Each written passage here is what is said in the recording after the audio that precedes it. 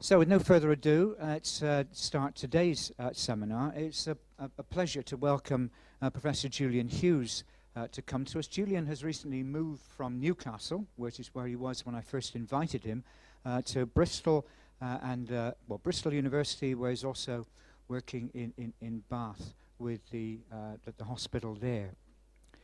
He is the Rice Professor of Old Age Psychiatry at Bristol University and Honorary Consultant in Bath.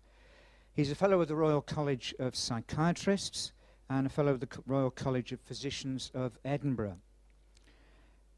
His first degree was in PPE, Politics, Philosophy and Economics in Oxford, rather different, and did a PhD in Philosophy in Warwick, and then subsequently qualified in Medicine from Bristol, where he first trained in general practice. His writings more recently have been on philosophical and ethical issues concerning with aging and with dementia, and he's a member of the Nuffield Council for Bioethics, where I think he's vice chair of that.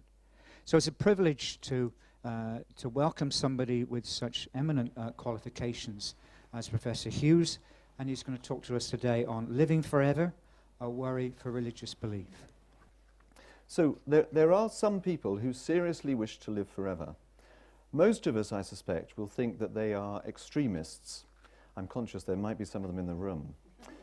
But then there is the science of gerontology, which is a broad science and which cannot be regarded as anything other than mainstream.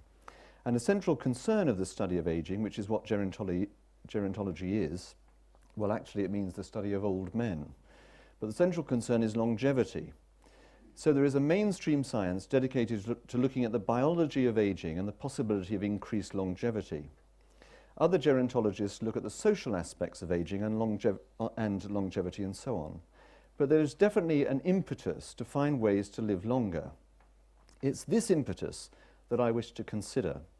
Is it a good thing? Is it sensible? And if we could live an extra 20 years, why not an extra 30 or another 100 years? What would be wrong with living forever, actually, if it were possible?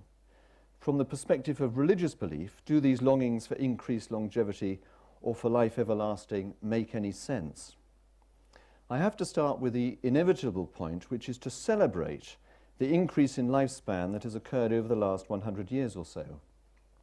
In 1916, ignoring the small matter of the First World War, life expectancy for men was about 52, so I would probably be dead. And for women was about 57. By 2001, the corresponding figures were approximately 76 and 81 years. The Office of National Statistics tells us that in 2012 to 2014, life expectancy for newborn baby boys was highest in Kensington and Chelsea, 83.3 years, and lowest in Blackpool, 74.7 years. For newborn baby girls, life expectancy was highest in Chiltern, 86.7 years, and lowest in Middlesbrough, 79.8 years. We constantly hear that more and more people will be living to be centenarians. Still, in the last week, I hear that there was a paper in the journal Nature which said that we've reached the limit of human lifespan at about 120 to 125 years. This may be true, but I know that some gerontologists would point out that this has been said before many times, and yet human lifespan keeps extending. We'll have to see. Anyway, what we can say is that longevity has been a success story. It's a remarkable achievement, both a medical and social one, that we have increased our lifespan by so much. I'm not going to try to present the scientific arguments about the possibility of increased longevity ad infinitum, except to notice in passing that some scientists would mount such arguments. As soon as you get into the field, you come up against a number of fine but important distinctions. On the one hand, there is aging. On the other, there are the diseases of old age, such as heart failure, dementia, Parkinson's disease, chronic lung disease, many cancers, and so on. Gerontologists say that if we understand aging itself and can intervene to slow it or to stop it, we shall thereby improve the outlook for diseases of old age. Others call aging a disease in itself, saying it is the most crucial disease for us to conquer because it's a disease with 100% mortality as well as being associated with a huge burden of morbidity. Contrariwise, opponents say that this amounts to the medicalization of normal life. I've said that the increase in longevity is a success story, but of course this is only really true if the quality of life improves, or at least doesn't worsen, as the length of life increases. One aim of gerontology, therefore, has been the squaring off or rectangularization of the morbidity curve. In other words, that we should live healthy lives for as long as possible and then die rather quickly, rather than dwindling over many years with increased morbidity towards a protracted dying phase. Despite popular portrayals of old age, which are often negative, most older people do seem to enjoy a good quality of life well into old age, despite physical infirmities. So on this positive note, let's return to the idea that we might be able to live forever. Two things are certain. One is that we now know a considerable amount about the science of aging. The second is that there really are studies underway to investigate the possibility of increasing lifespan yet further. I'm not going to try to say very much about the science, especially because I'm not a gerontologist. I'll just note 2 points. One is that some accounts of the biology of aging emphasize that we are not programmed to die. There is nothing in our cells that is designed to switch the cells off. The second is that a plausible account of aging suggests that it occurs because of the gradual accumulation of mistakes. One version of this account is that given by Tom Kirkwood from Newcastle University, which I shall describe briefly. The disposable soma theory, this is Tom Kirkwood's theory, is a highly influential theory of aging, and it suggests that there's a strong evolutionary explanation for why it occurs. The theory emphasizes the distinction between germline cells and somatic cells. The germline cells in humans are those found in the gonads, sperm and sperm-producing cells in the male, and ova and ovaries in the female. The somatic cells are all the other cells in the body. It's not that there are never mistakes in the reproduction of germline cells. Germ cells age too, so that genetic abnormalities increase as parents get older. But aside from such events, when the germ cells form the next generation, they are exactly the same as they were for the parent. According to the disposable soma theory, the evolutionary importance of maintaining the germline means that energy is expended in making sure that the germline cells reproduce exactly, but at the expense of the cells of the soma, which are only required to live long enough to pass on the germline to the next generation. Tom Kirkwood put it thus: a multicellular organism needs a lot of accuracy in its germline, which must transmit its genes to the next generation, but it does not need so much accuracy in its soma. Sooner or later, the soma is going to die by accident. Might it not be better to save energy and make somatic cells in a more economical way, even if this results in them aging? Amongst other things, the disposable soma theory predicts that, and again to quote from Tom Kirkwood, aging results from lifelong accumulation of unrepaired cellular and molecular damage through evolved limitations in somatic maintenance and repair functions. This suggests, therefore, that aging has an evolutionary purpose. The mechanisms of repair in the germline allow us to continue as a species, but the cost is aging. There may be ways in which we can reduce the damage to our somatic cells, for instance by calorie restriction in our diets or by physical activity. One of the well-known causes of damage to the cells is oxidative stress. That is, it's inevitable that the cells produce what are known as free radicals as a direct result of the work that they have to do. Free radicals, superoxides for instance, are highly damaging to the cell and to its DNA. This is why we are encouraged to consume antioxidants which help to mop up these superoxides, which are the byproduct of metabolism. I'm not the person to try to do full justice to the science, but it's all a jolly good excuse to eat lots of strawberries, cranberries, and to drink red wine, albeit in moderation. So the science is increasingly understood, although inevitably all sorts of mysteries remain. The second certainty I mentioned was that studies are underway to increase longevity. These are often billed as attempts to live forever. A quick browse on Google will reveal a number of headlines about such studies. Within the last year, for instance, there was a big splash about funding to study a drug called metformin, which is very commonly used for type 2 diabetes and costs about 10 pence. In the science section of the Telegraph on the 29th of November 2015, the headline read, "World's first anti-aging drug could see humans live to 120. The article went on, "Scientists now believe that it's possible to actually stop people growing old as quickly." The Daily Telegraph doesn't mind splitting infinitives. Metformin, which is believed to increase the amount of oxygen in cells, is not the only drug believed to help increase longevity, which, for instance, these drugs have been called senolytics, which kills senescent cells which accumulate in aging bodies.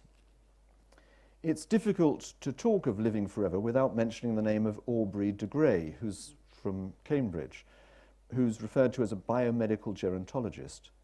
But I use his name only to clinch the point that there are people who believe, as it says on his Wikipedia page, that medical technology may enable human beings alive today to live indefinitely.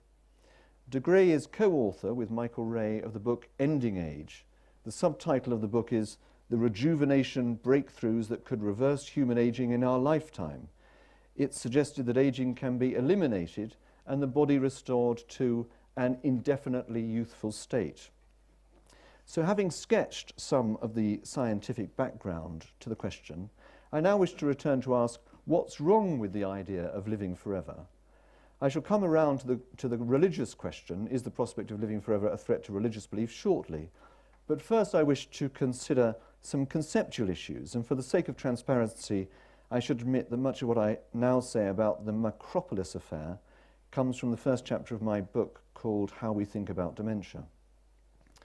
In 1922, the play The Macropolis Affair was written by a leading Czech writer of the time, Karel Čapek, and it was performed in Prague. Almost immediately it was picked up by the composer Leos Janáček, who turned it into a three-act opera of the same name. The opera was first performed in 1926. It's recently been performed in London, and it was on Radio 3 in the last month or two, so some of you may have heard it. The story of the Macropolis Affair is, in brief, that 300 years ago, the Emperor Rudolf II asked his alchemist, Hieronymus Macropolis, to come up with a potion to extend his life.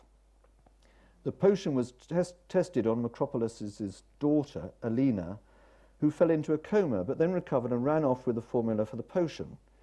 She became a famous singer and then spent the next 300 years being the same age, singing, but constantly having to change her name and character so that no one caught on to what was happening. In the opera, Alina, who is now called Amelia Marty, in fact she's always called by names with the letters EM, gets caught up in a law case in which she knows all the answers because she was involved in what happened about 100 years before. So she eventually has to spill the beans, but by this time she's decided that being perpetually young is boring and distressing. Hence, she decides to allow death to come naturally and rapidly becomes over 300 years old. She dies, and the secret Macropolis formula is destroyed. The Macropolis affair is linked to the story of poor Richard Vesale, a famous tenor who was singing in the opera in early 1996. On the opening night at the Metropolitan Opera in New York, only a few minutes into Act 1, he had to climb a 20-foot ladder. Having sung the line, "Too bad you can only live so long," he then suffered a fatal heart attack, fell off the ladder and died on stage. Obviously tragic but dramatically ironic. That's by the by, for instance. And I hope there's nobody related to Richard Vesale in the room, and I haven't upset you. I wish to consider the idea that something has a significance because of its context or surround. The word significance suggests meaning. Indeed, one theory of meaning, of the way in which words stand for objects, is in terms of their signification. We could say that words are signs for objects. Such a theory, however, is generally regarded now as being too simplistic. Instead, philosophers following Wittgenstein amongst others would tend to understand meaning in terms of use, or better still in terms of practice. The theory I'd be willing to try to defend is that to grasp a meaning is to grasp or to have a pattern of practice. A meaningful statement can be squared with, it's part of, a practice that in itself makes some sense. The practice is the given within which our utterances have a place. So significance is to do with meaning, and meaning is to do with being situated in a practice, what Wittgenstein might have also called a form of life. And a form of life is not something on its own. It has many parts, so that other parts surround each component part. A form of life is a whole context of significance. Well, let's get back to aging. The significance of the final years must be judged by the context or surround. Harry Lesser, a philosopher from Manchester, writing a few years ago, talked about the boundedness of life. Our final years are bounded too by the past as by the future. Lesser pointed to two consequences of boundedness being an essential feature of our identity as persons. First, it means that it is part of our identity that we probably decline and certainly die. This is not to deny, on his view, that this is a misfortune and distressing, but he says decline is part of being a person, not ceasing to be one. Secondly, he highlights the relationship to the future as to the past, and the way in which this relationship is changing with time, because change is an inevitable concomitant of our boundedness. It's the notion of the inevitability of change in our lives that the Macropolis affair tempts us to deny, at least to some important extent. Well, but might we wish to argue that this is simply an empirical contingent matter, that death is not inevitable? I can think of two immediate responses. First, that an unbounded life, a life like this but one forever, is not something of which we have any real current conception. Many of our day-to-day concepts would have to change in order to understand such an eternal being. How would we, for instance, expect them to behave morally? If you knew you were going to live forever, what would be your attitude to relationships? What would be your interest in intellectual activity? In other words, the conception of our lives, but our lives live forever, is not a conception of our lives. It's a conception of lives which are not our lives, that we don't understand. Secondly, a related response is the one given by the philosopher Bernard Williams in his essay entitled The Macropolis Case, Reflections on the Tedium of Immortality. He says that the supposed contingencies, he means things such as decline and death, are not really contingencies at all. He argues, and I quote, that an endless life would be a meaningless one, and that we could have no reason for living eternally a human life. There is no desirable or significant property which life would have more of, or have more unqualifiedly, if we lasted forever. In some part, he says, we can apply to life Aristotle's marvellous remark about Plato's form of the good, nor will it be any more good for being eternal. That which lasts long is no whiter than that which perishes in a day. There is nothing in life, about life in itself, in terms of the quantity of life, that adds to the quality of life. Williams goes on to say, where EM stands for the various names of Elena Macropolis over the centuries, the more one reflects to any realistic degree on the conditions of EM's unending life, the less it seems a mere contingency that it froze up as it did. That it is not a contingency is suggested also by the fact that the reflections can sustain themselves independently of any question of the character that EM had. It is enough almost that she has a human character at all. What we sense in the life of Elena Macropolis or Amelia Marty is a life of futility and boredom, which are not mere contingent features of her particular character and life, because any way we can think to eliminate such features entail eliminating her life qua human life. It would then be a form of life of which we have little comprehension, even if we have some.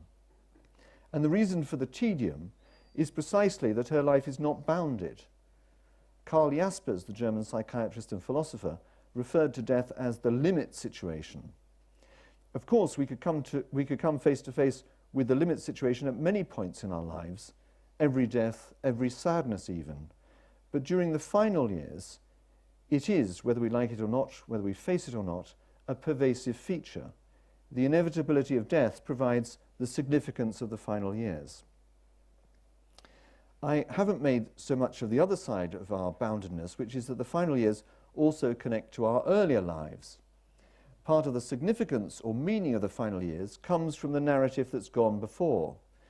There's a lot to be said about narrative, and I'm not going to say it now, but Charles Taylor, the Canadian philosopher, once asserted that a basic condition for making sense of ourselves is that we grasp our lives in a narrative.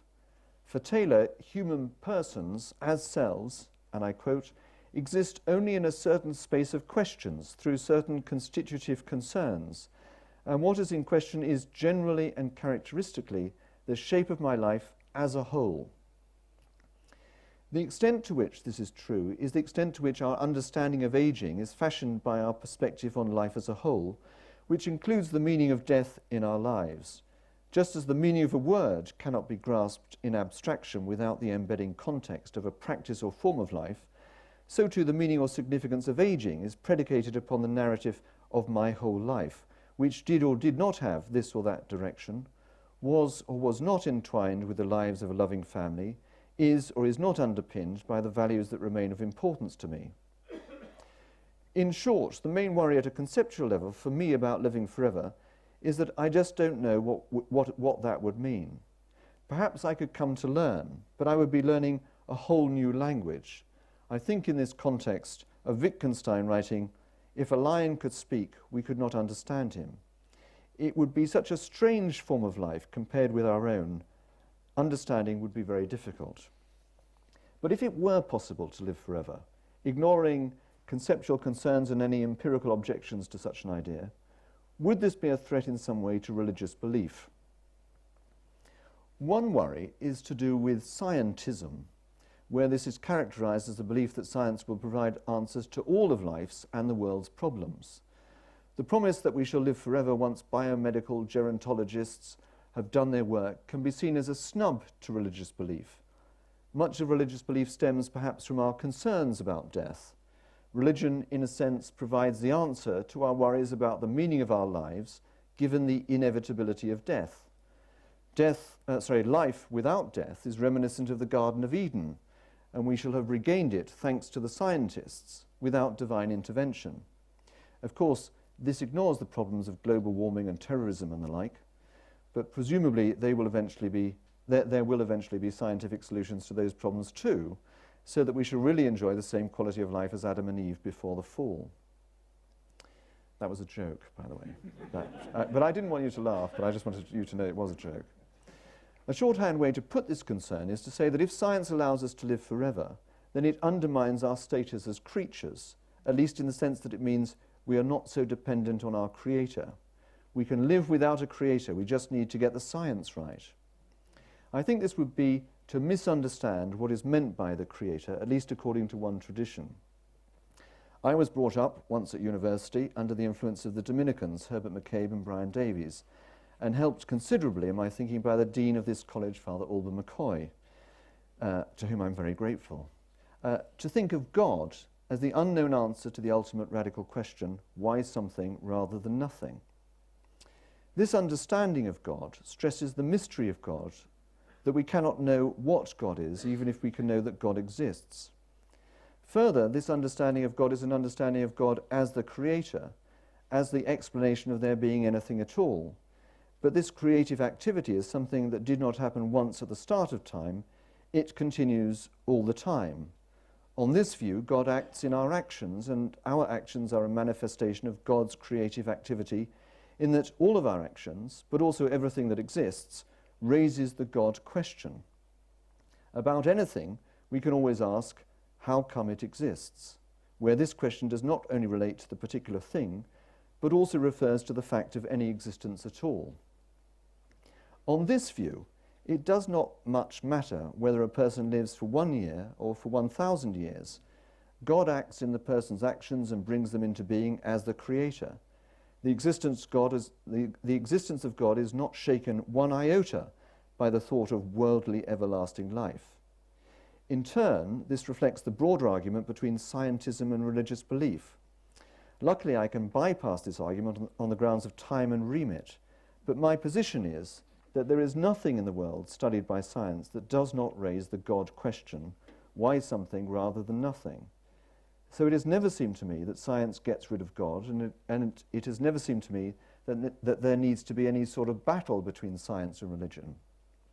In fact, it seems very sensible for science and religion to work together as complementary ways to solve the problems of the world. I can imagine other religious concerns about living forever.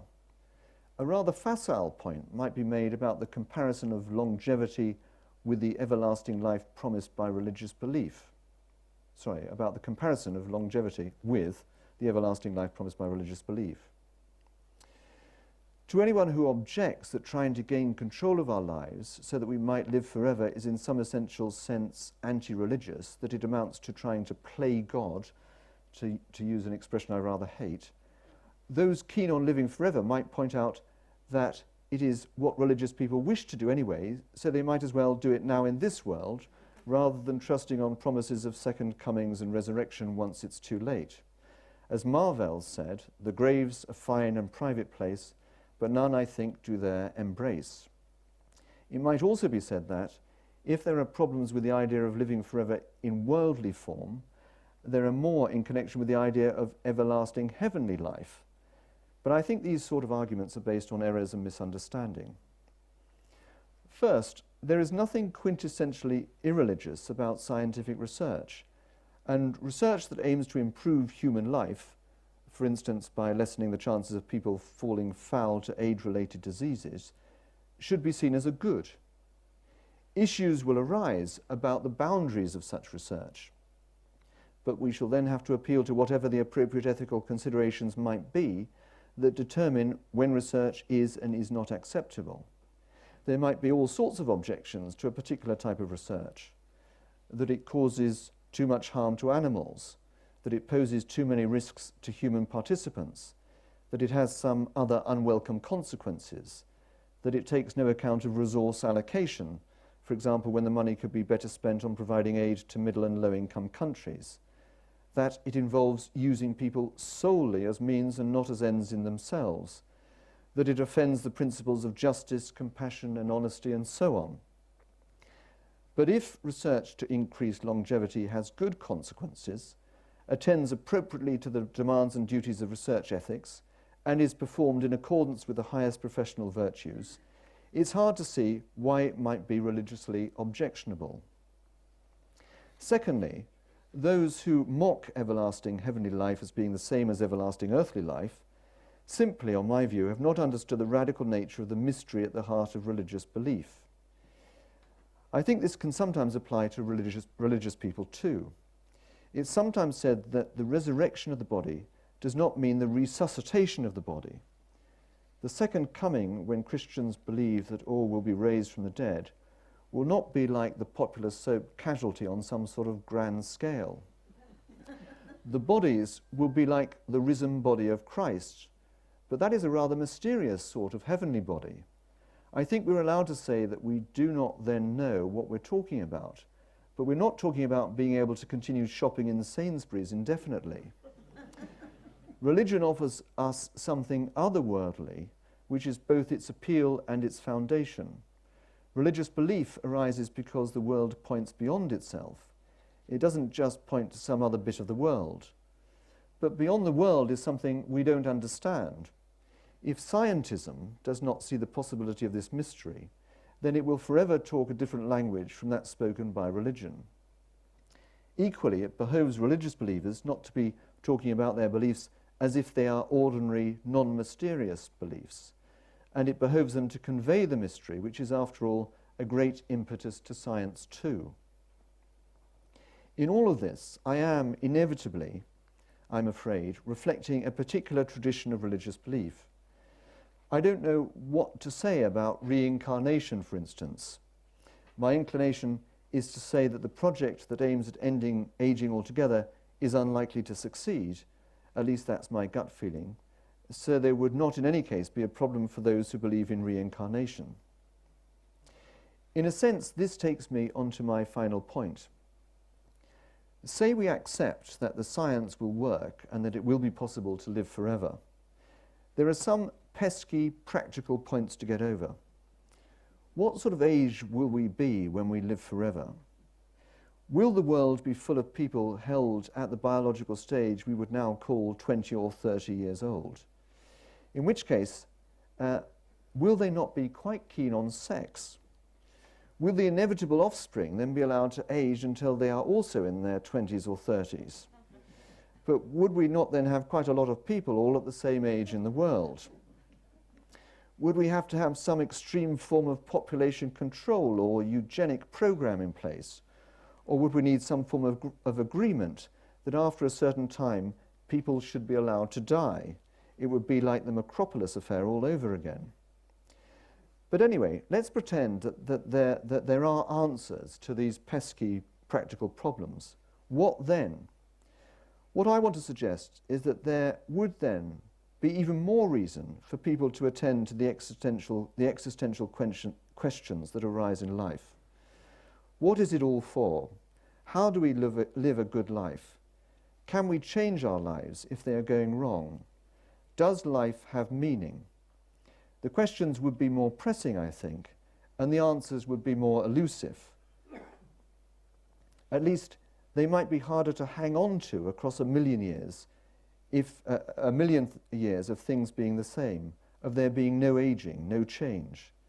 Could we then maintain the same motivations, the same hopes and aspirations? I think that living forever would make life very difficult indeed. There would have to be some impulse in life that was very strong, some guiding light to keep our lives meaningful, some very attractive aim to give it purpose, but not an aim that was selfish, unless we wish to contemplate disharmony on a large and endless scale. If we were able to live forever, I think we would need more religious understanding, not less, and more awareness and compliance with ethical norms of conduct. People would need to be more virtuous in this new type of world if it were to survive and work. In short, the world of unending longevity would need to be a real utopia. For this reason, let alone any other more practical or empirical reasons, I do not believe that we shall ever see a world in which human beings live forever. In any case, the challenges that might then face us are, in fact, the challenges that we must already grapple with. We already need to face the existential and social and moral questions that would become even more important in a world of everlasting life. How do we live together now? What is it that motivates us as societies and as individuals now? What is the good life now for human beings? Contemplating the possibility of everlasting life, whether in this world or the next, should already raise the questions we've been considering. To this extent, then, such contemplations, the possibility of everlasting life, should encourage religious belief, not threaten it. Many thanks for your attention.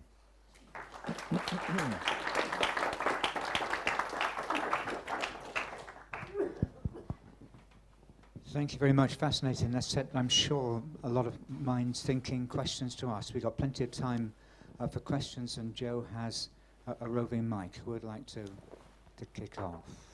Ethics, thank you very much. Ethics does not seem to be a popular subject today, especially in the media. They get it all wrong, to my point of view. But it seems like, in what you have said, ethics will be the most important subject if we go to live much longer. What do you think? Well, I think that's probably true. I mean, I just think, as I was saying towards the end, that if we live forever, then we have the world's problems forever, don't we? And we need to be even more stringent in the ways in which we try to control that. And by more stringent, I mean we have to be more ethical. I don't know how you force people to be ethical. I don't think you can. So that's partly why I think that this vision of us all living forever is not a particularly nice vision. So essentially, I agree with you. Thank you. Delightful. Enough to keep you thinking about this for the next few months. One thing that struck me, I think, was something about looking at the way older people behave now, and personal experience and so on, about the differences between the way males and females operate, where the traditional role of the male, thinking back 50 years, was to go out, work, provide, and then die. And the longer term interest that women seem to have in nurturing, and I'm thinking about my mother-in-law wandering around with a roll of 20s corrupting my children. Perhaps you can just comment a bit about that and how you see that fitting into this wonderful puzzle. Well, I'm left thinking about your mother-in-law with her corrupting your children. I mean, certainly there are cohort effects with aging, and so the new cohorts of older people will probably behave in different ways to the past cohorts. So it may well be that in years to come,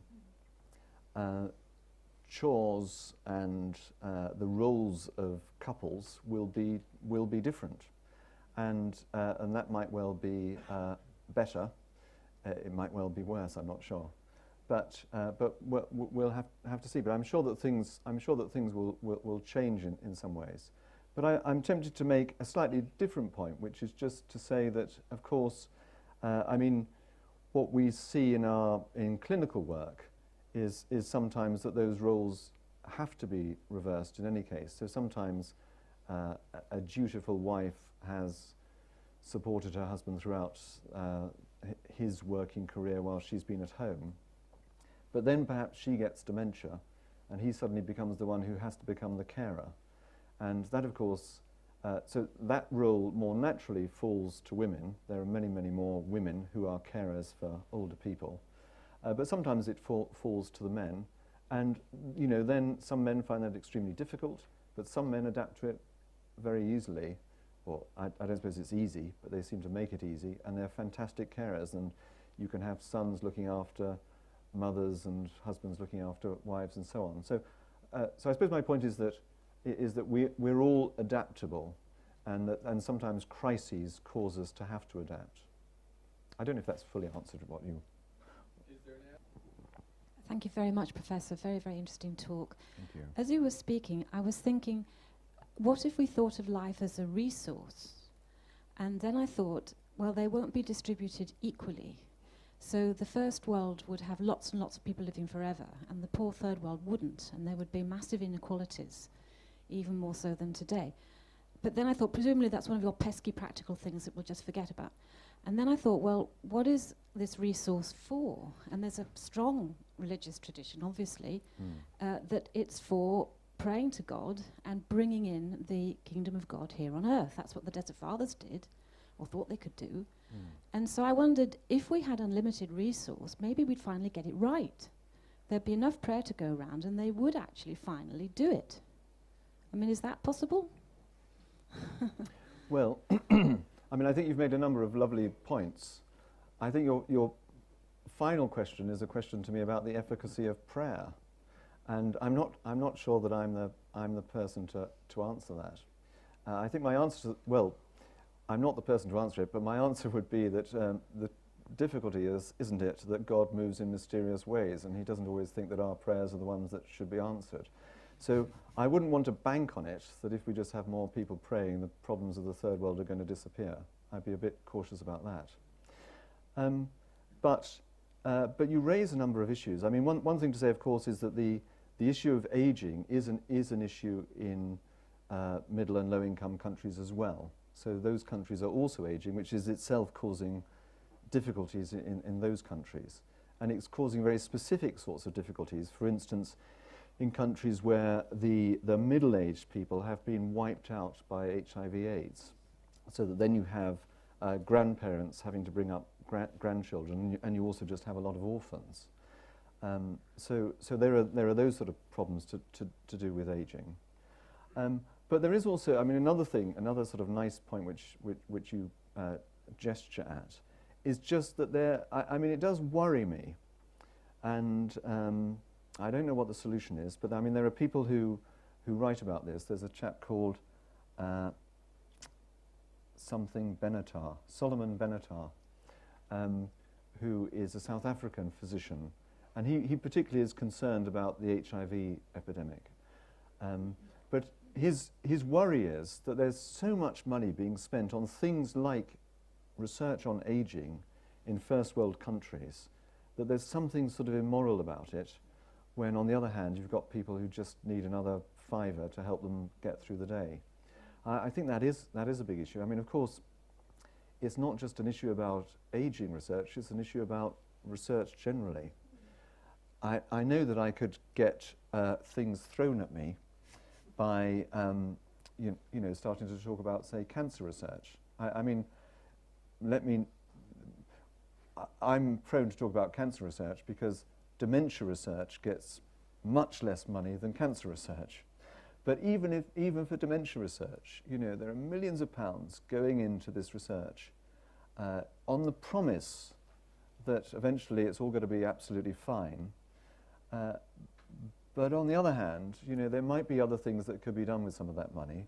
And are we absolutely sure that all of that research is benefiting humankind?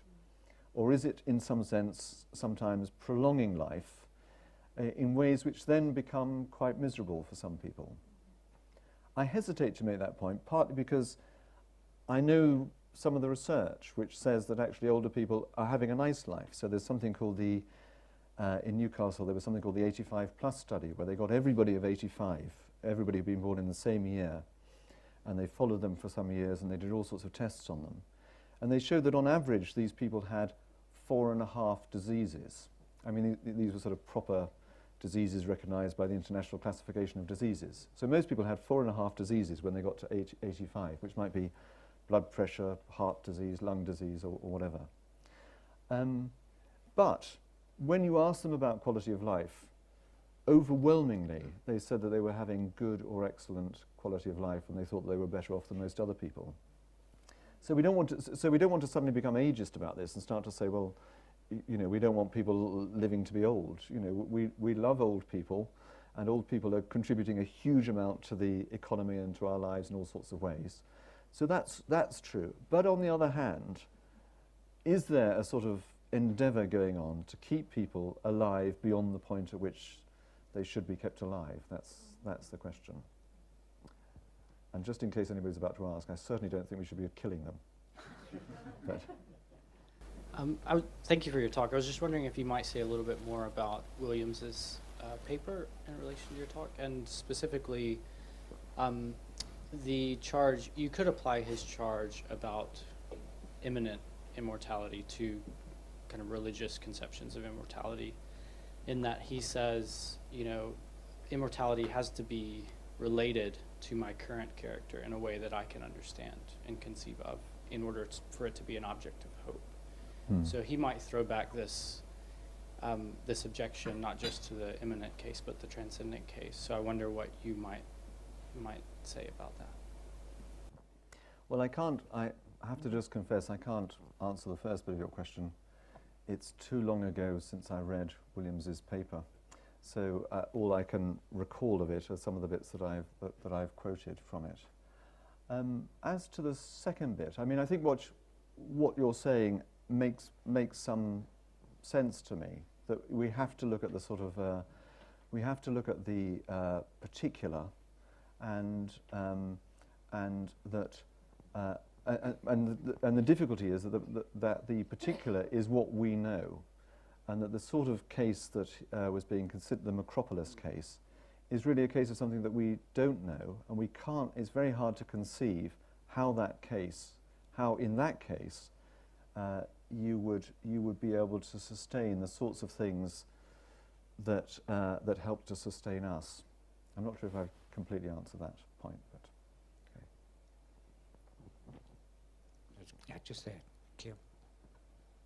Well, thank you. You've left me very confused. Maybe others as well, but in an entertaining way.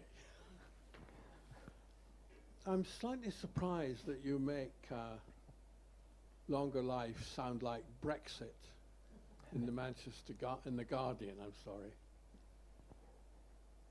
Are things really so bleak? Have the scientists and the philosophers so little to contribute? In relation to that, the underlying theme, I think, or the unstated theme of your talk seems to be we have to think in terms of what we should do about it. That means government intervention of a sort. So I wanted to ask you, by what criteria would you judge whether intervention is good or bad? Particularly having regard to most of the sort of development criteria gets back to assessing progress by how long we live. I think it is very hard to know also from the scientists what they have to offer, because there's so much emphasis among scientists now on existentialism. Not how long we live, but will we survive at all more than a few decades, if you listen to the climate lobby. So I also would wonder what you think Dawkins would think about all of this. My guiding light is that the main object of living is to sustain the genes, and everything else is just a matter of what people enjoy or want to do. So perhaps you might like to elaborate on some way forward, keeping in mind that this kind of thinking in the past, from Malthus to a lot of the current thinking about resource scarcity, has led to a kind of eugenics attitude. I think we've got quite a lot of questions already piled one on top of the other there. I'm Julian, sorry, do you I'm want sorry about that. to start to address that? I'm trying to think of a joke about confusing people, but in an entertaining way, but I can't really think of any. But I mean, I do think that that's probably quite a good thing to do, isn't it? But anyway, maybe it's not. Well, I mean, I think I take your first point. In all of these things, we always need to have some sort of balance, don't we? And I, you know, I rub shoulders with some of these biomedical gerontologists that I'm talking about, and I have no doubt that they're doing excellent work, and I have no doubt that they're motivated by extremely good things. Many of them will say that and I think there's some sort of logic to this, that we're not going to cure things like cancer unless we really understand the basis of it. And the basis of many cancers is something to do with aging. And similarly, we're not going to cure Parkinson's disease without understanding that Parkinson's disease is itself a disease of aging, and so on for dementia and all the others. So, of course, we need that sort of research to be going on, and I wouldn't want to say anything against that. Nevertheless, it does raise a question, which I think then we have to sort of think about, which is just, so how far do you allow that to go on? Because you know, what point is it not sensible to keep on pushing that? Well, I think one point is something that the gerontologists themselves would accept, which is that they're not just interested in quantity, they are also interested in quality. So I think if they themselves saw their work as just producing extra years without good quality of life, then I think that they would be upset by that. But they're fairly convinced that what they can do is this rectangularization of the morbidity curve. In other words, that you should stay fit and healthy and then suddenly die, rather than dwindle over many years. So the science needs some sort of balance, and some of that will be, I presume, provided by a sort of internal check by scientists looking at what they're doing and checking what they're doing. I mean, there is work trying to establish whether or not the extensions in lifespan so far have produced a rectangularization of the morbidity curve or not. And there's some evidence that maybe it has, that the dying phase has become a little bit shorter on average, not obviously for everybody. Your second question was about how we regulate these things. And that's, I mean, that's just a huge question. I don't know that I can really answer it. But you know, because it's a question about, you know, how do we regulate science in general? And so one sort of answer would be to start to talk to you about all the regulatory authorities that exist. So we could talk about that, and I could even throw in as a sort of advert something about the Nuffield Council on Bioethics, which tries to pick up when there are changes in things, changes in or advances in science or technology that raise ethical issues that need to be discussed, and so on. So, and then the Nuffield Council will then feed its results into policymakers, towards policymakers, and so on. So there's all of that. I think the only thing I would want to say, though, without trying to give a more extensive answer, is just that the worry is about, as it were, unwarranted interference. I think, well, two worries. One is about unwarranted interference, and another is about just recognizing that government initiatives do create realities. So the unwarranted interferences are things like targets for hospitals. So hospitals get hugely penalised if their mortality figures start to go up. In my hospital, in the trust in the northeast when I was there, that started to happen because they had a lot of community hospitals. And so they were being penalised because they had community hospitals. So they had to immediately start to do something about that, to try and get people out of community hospitals and make sure that they weren't dying, because otherwise the mortality figures went up, and then they were actually fined. So that's a sort of interference by government, which in some way makes things a little bit worse. But on the other hand, governments also do things like have an influence on the funding bodies.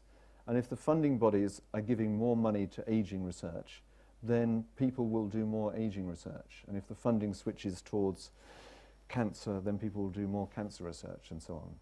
So there are ways in which the government can influence these things for good or for ill, and we just need to sort of be aware of that.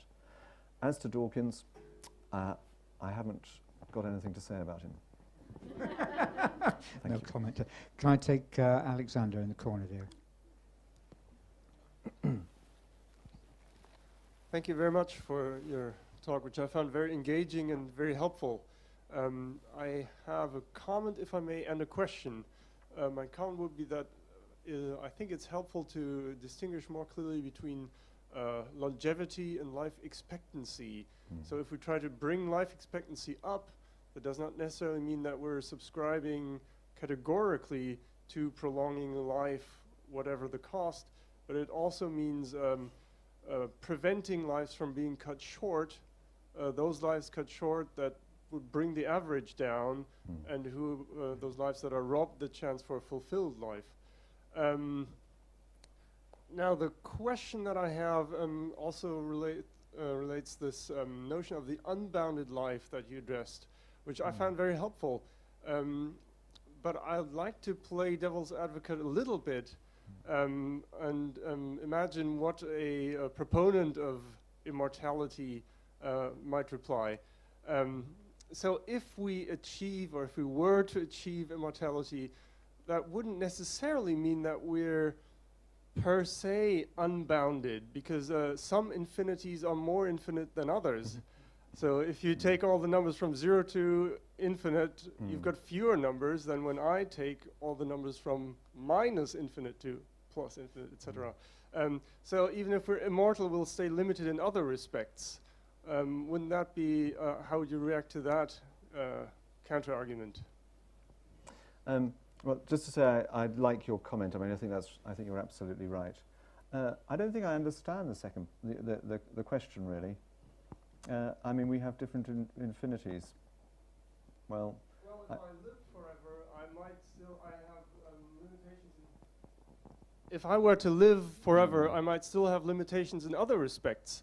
My power in society would still be limited. My grasp on scientific questions might still be limited, etc. Yeah. So I would still have a good sense of my own limits, even if my life, if my mortality were infinite. Yes. No. Well, that would be true, wouldn't it? And so I think that's also a sensible point. But then you have to think about you know what you would do about those limitations, and how you would react to them, and I mean again the issues are huge, aren't they? But at the moment, if you have some sort of limitation, it's within this sort of context. It's within the context that we die on average when we're 70 or 80 or whatever it happens to be. But if you have some limitation in this new world, then you're now going to have it forever. And if the limitation is that you don't like the government or you think that all politicians are corrupt, you're now going to be living with that forever. So it's going to sort of change your sort of whole attitude towards what you do about that. So I think either people would have to become extremely sort of subservient and just accept their lot in life to a much greater degree in some way. Otherwise, you're going to have perpetual antagonism, unless you can create some sort of real utopia in which everybody's just absolutely happy with their lot. But I think that I think that the sort of picture that you're suggesting is true, but I think it's part of the problem in terms of then trying to conceive these things. I don't think it gets rid of the problem. I just think it's a manifestation of the problem. Okay. Thank you. Talking of limitations, I'm aware that time has caught up with us, and while we might not be ready to live forever, yet I think we could continue discussing these sorts of questions for certainly a very long time. You've stimulated us. You've got us thinking in an engaging sort of way this afternoon. And thank you for your time with us and for your thoughts. No, Can you join me in thanking Professor Hughes? Thank you very much. Thanks. Thank you.